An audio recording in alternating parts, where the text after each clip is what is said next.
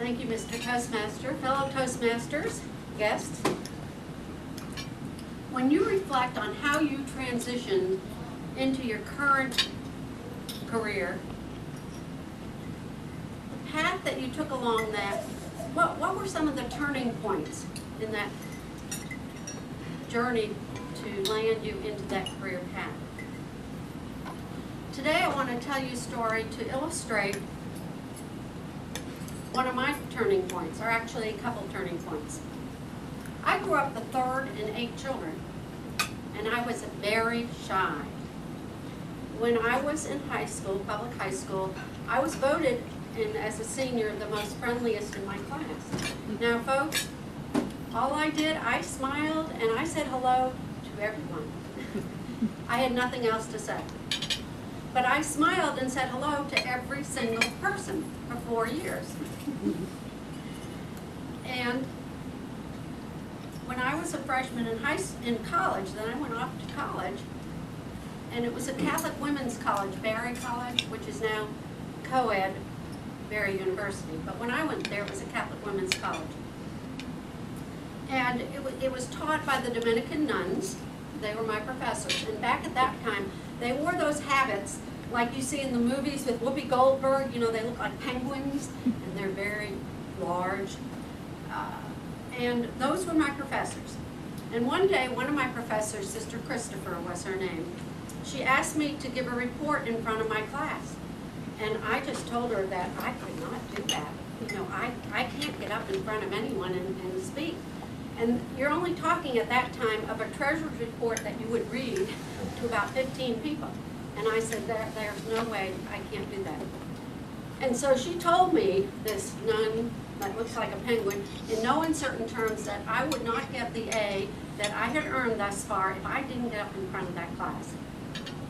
Well, I remember to this day what I wore that morning when I went into class. It was a gray and white pinstripe suit, the only suit in my meager wardrobe, with red buttons, big red buttons, and red flaps. I sweated profusely, and I literally did not think I would live the rest of the day. In retrospect, Sister Christopher was one that influenced my life dramatically and my career path. What happened that day when I was a freshman in college was that someone believed in me when I didn't believe in myself. That was a turning point in my life. Several years later, when I was completed my graduate work in education and guidance and counseling here in Charlotte, I was assigned to Queen's University as an intern. And my job was to interview incoming freshman students in the residence halls regarding their roommate situation. I found I loved working with college freshmen and understanding the transitions they were dealing with at that point in their lives. I still have all the roommate surveys that we completed together. At the same time I was raising 4 children, I continually attended all the parent seminars and meetings at schools with experts that would come and tell you how to raise your kids. Meanwhile, your kids are at home, considered, right? Because you're at the conference or at the meeting. And it always, I'm thinking, why am I sitting here when my kids need me there? But that's the way you did it back then, and I believe parents still are obligated and need to be at some of these meetings. But I was at every one of them. So you know, with 4 kids, and I had 4 teenagers at one time, so I was at meetings a lot. And at one time, it just seemed to me that I wanted to be on stage instead of sitting in the audience. But I didn't yet have a topic. Oh, I had lots to talk about, but nothing anyone wanted to listen to. And then it came to me one evening as I sat listening to a speaker talk about the transition from high school to college. And it was like a light bulb going off, and it said to me, this is your topic. I knew I was fully qualified to address the topic, and all the pieces eventually fell into place. Now, I share these stories with you because for 15 years I spoke on the transition from high school to college. I stood before hundreds of audiences. I I had published a book, A New Beginning, a survival guide for parents of college freshmen, that dealt with that topic. And many of the people I spoke with were parents of soon-to-be or currently college freshmen. Many of them were juniors and seniors in high school. But I was doing something that I felt that my talents, God was pushing me in that way to use the talents I had and to make a difference in people's lives. I share these with you also so that you can look for opportunities in your own life.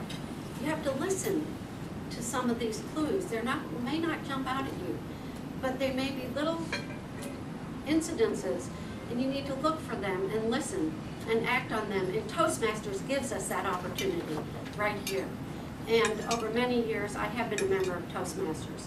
And to this day, I still thank Sister Christopher every day for planting that seed, for believing in me when I didn't believe in myself, and for helping me choose my career path as I went on in my life. Otherwise, I wouldn't be standing here today before you.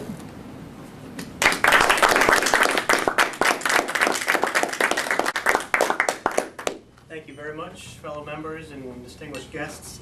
We had a great speech today from Kay. A little bit of a pocket speech, which is always exciting to see what somebody can come up with on short notice, what kind of speech they can deliver, and of course, as we would expect from somebody with the experience of Kay. Great speech with a call to action on how to identify or how to create that turning point in your life. Now, what Kay did was she opened up with a question to all of us, which is of course a classic way to get the conversation started, to get the audience pulled in with a question relevant to all of us. Think about how you got to where you are in your career today. Now, the only caution with a question like that, I immediately went into deep thought, thinking about, gee, where am I? How did I get here? Of course, it invokes a lot of emotion, a lot of reaction. We don't want to get the audience too lost in their thoughts. We want to bring them in, though, and understand the relevance of the topic and look for more, be wanting to hear more on this message, which I was. It's, of course, a very relevant issue, as I mentioned. And she started off with a wonderfully detailed description growing up, actually in college, and an experience in class. And a lot of body language used with the description of the habit that the nuns wore in the Catholic school. Also, even remembered the name of one of the teachers, described what she was wearing on the day she had to give that speech and how she was sweating and very nervous. Again, a relatable experience all of us have probably been in, and probably what drove a lot of us here to Toastmasters. That kind of explanation, description is always a great place, even for an impromptu speech. Be as colorful, be as vivid as you can. You can picture yourself in that position and hopefully come up with, on an impromptu basis or not, a description and a picture to put your audience right there next to you in that situation. So we explained and we learned a little bit about some of Kay's initial fears with public speaking, again, that we can all relate to. Now she transitioned well, telling us years later, at this point, she's got kids, grown-up kids, teenage children, and again, a topic a lot of us are familiar with on some level or another through family. And she talked about some of the classes she had been to, what we learned, and again, something a lot of us have felt. Gee, I have a lot to say, I have opinions on this subject, I don't know where to start. How could I be the one that gets up there? She showed us with her body language. How can I get there and be the one talking about this subject matter, educating others? She gave us some credibility as a parent of 4 children, as an author. We knew she's qualified to give these conversations like a lot of us are. How do we make that next step? Well, Kay ended with a call to action to evaluate your situation, to create that turning point in your life with an organization like Toastmasters or with education here or there, to see where you want to be, see some potential that you have, and take that next step. So I thought that was a wonderful speech from Kay, something that we can all think about and apply to our own lives.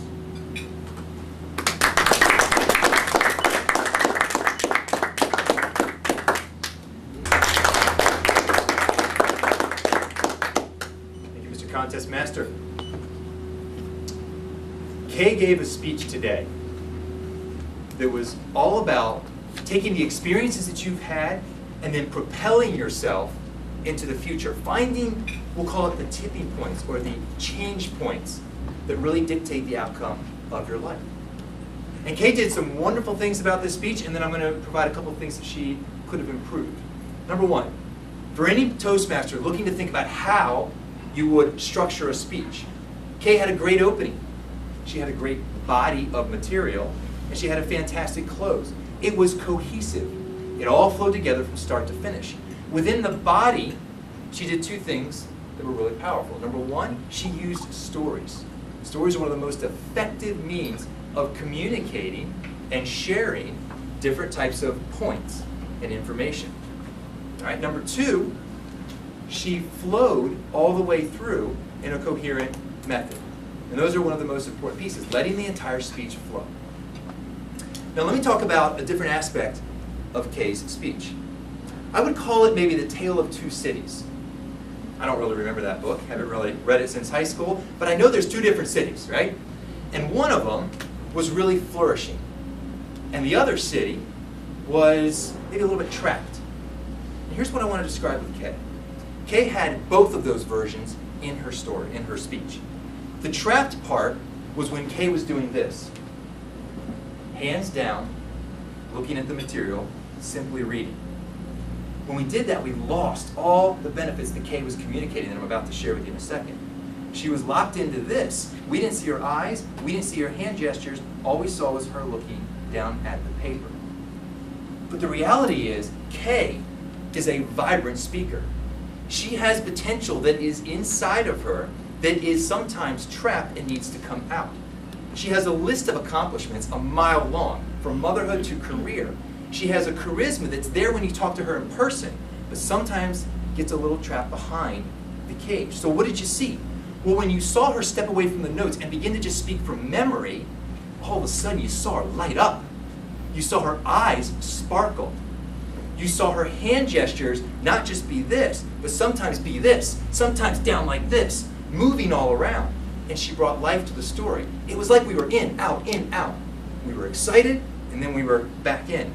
We were vibrant again, and then we were locked down. As Kay moves forward in her speaking, as she develops the confidence to step out completely and to empty herself into the speech with all the passion and gusto that I know she has, she's going to become more powerful, more effective, and we're going to see some amazing things from Kay. Thank you.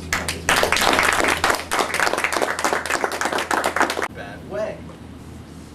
That actually took some time to come up with. My first speech was fun with nonverbal communication. Now I got a question for you guys. Who likes to do things the hard way? I do. I'm really good at it. Who likes to learn the hard way or takes a long time to learn their lesson? Can't believe you admitted to that. Actually, I do too. See, I like to do things both the hard way and take a while to learn, and that's what today is about. Toastmasters does teach a lot about nonverbal communication. Lucky for someone who takes a while to learn, I actually started learning about this a long time ago. In college, I had a great class. I actually, because of my business degree, had to take a class in nonverbal communication and communication in general. I remember this class because it was taught by Fabio. Now, Fabio wasn't his real name. I do not remember his real name. But he looked like Fabio. And he said that nonverbal communication was important. And I got to be in the class, so it must be important. I don't remember exactly what he said was important, because it takes me a while to learn some things, but I remember that it was important. And so that summer I began the first of 2 summers where I worked construction and taking everything I'd learned after 2 years of college and a great communication class and business classes, I went and worked construction. And in construction, I actually learned something that it took a long time to learn. I learned how to do this.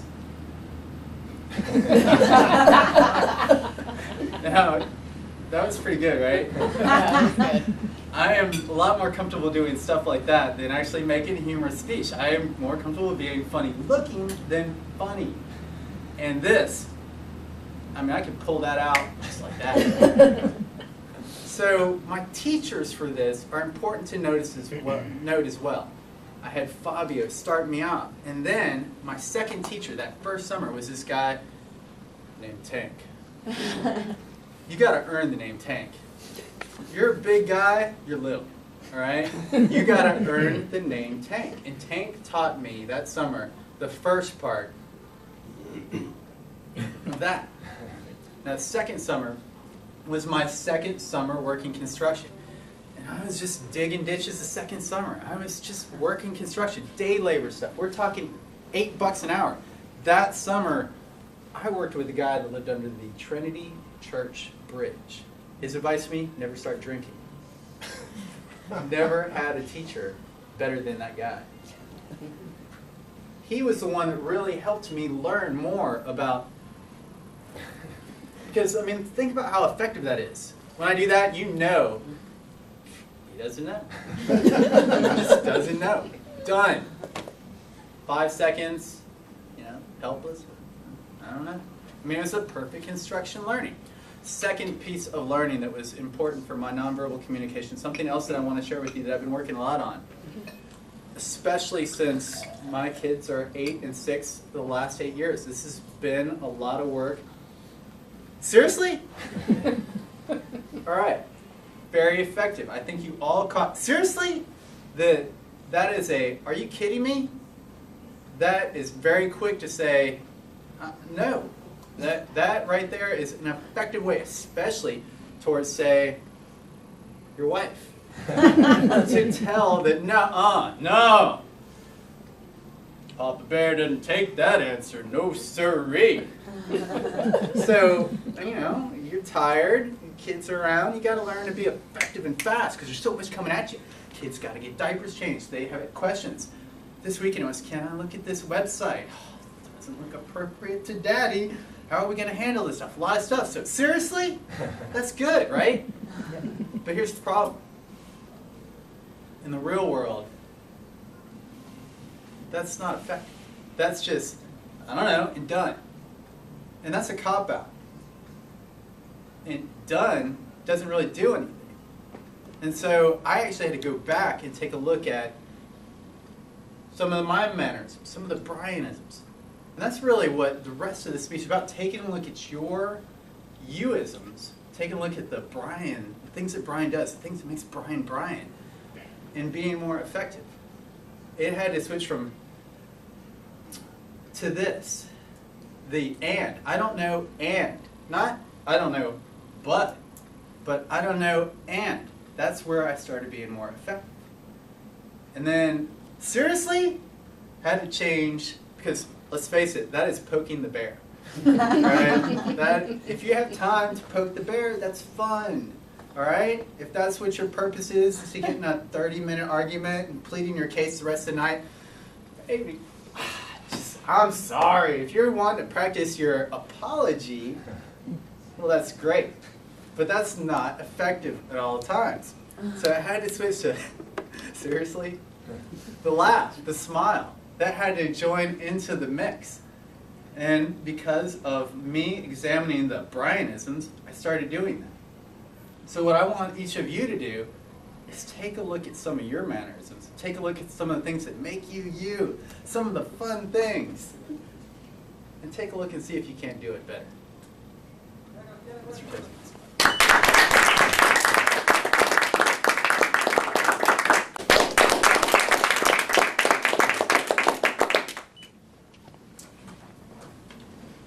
Last night, sitting on the couch watching some football, trying to come up with a speech for the Toastmasters Humorous contest the next morning. I don't know what it is. Maybe you know what it is. You know that thing about procrastination? Yeah, that's what I do. I'm in on that, and I don't understand. But I thought, well, maybe let's think through what I could talk about. And I said, maybe I'll just wing it. Everybody knows about winging it, and that always works out well, right? But I didn't really want to wing it. I mean, I'm a facts and figures kind of guy. You know, I'm just not into a lot of the giving a speech just to give a speech to get laughs, kind of nonsense. I'm kind of into, here's the facts, here's the figures, the mission, the vision. That's what I do. And so it's not that I started last night. I actually started about 3 weeks ago. But by the time I got to last night, I still didn't really know what I was going to talk about.